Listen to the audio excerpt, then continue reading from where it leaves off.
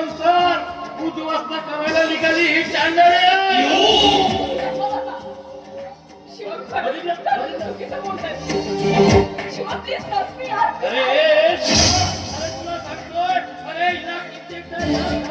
तिच्या घरच्या लोकांना फोन करताना प्रत्यक्ष रंगे हात पकडले.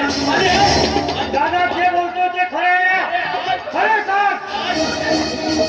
अरे आज इथे थोडी सापडली म्हणून वरपक्ष माझ्यावर आरोप करते ही उलटा.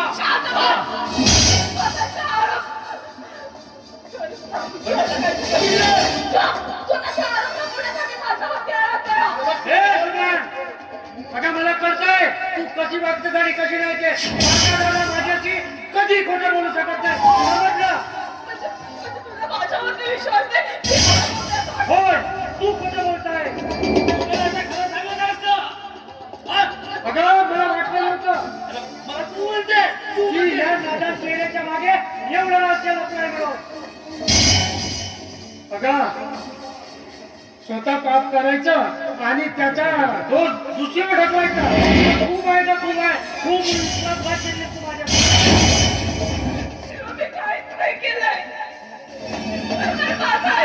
अगं ऐकलं नाही राहिलं काय काय आता.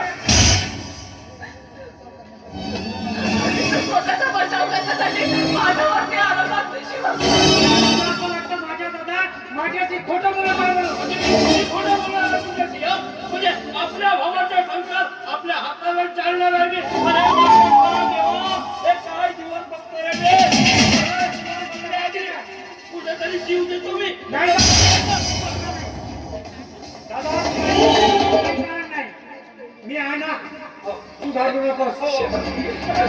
काय समजून घेऊ तुला कोणावर. अगं तू माझा विश्वासघात केले त्याचे काय. कशावर विश्वास ठेवतो हा कशावर तू बोलतो. यापुढे एक फक्त सुद्धा बोलायचं नाही. खरं खरं बोल.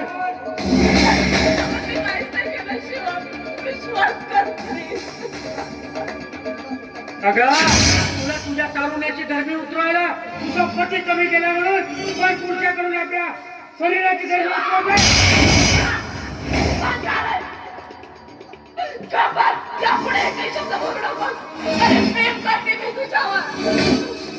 होय मी पण प्रेम करत होतोय आणि किती विश्वास करत होतो तुझ्यावर. काय दिलं त्या प्रेमाखातीर. काय दिलं काय कमी होतं आणि काय कमी केलं तुला. जीव येते का आता मला तुझी.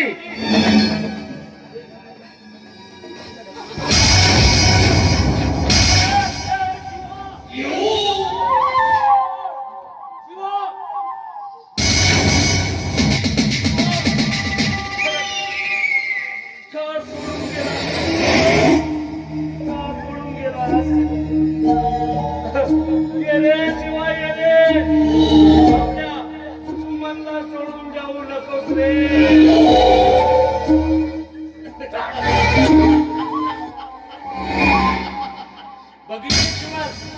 बघितलेस या बलवंतची कोट देते.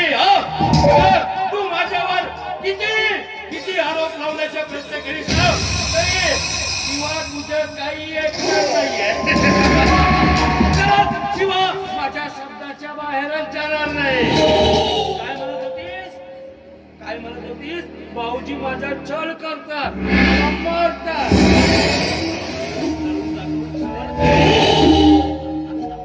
करून दाखव. तुला या घरात शिवासोबत राहायचं असेल तर हे सगळं सहन करावंच लागेल.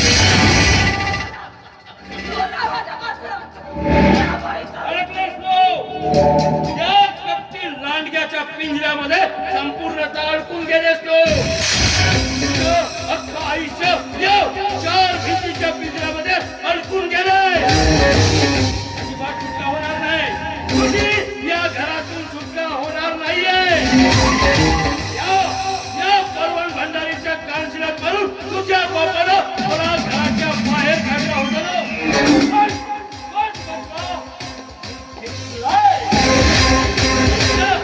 माझ्यावर किती आरोप केले किती त्या शिवाला सांगण्याचा प्रयत्न केले. उलट तुझ्या राज्यावरचा खेचलेला बॉल शेवटी तुझ्याच विश्वाला चिरडून निघालाय. हो आता आपल्या नशिबाची फळ.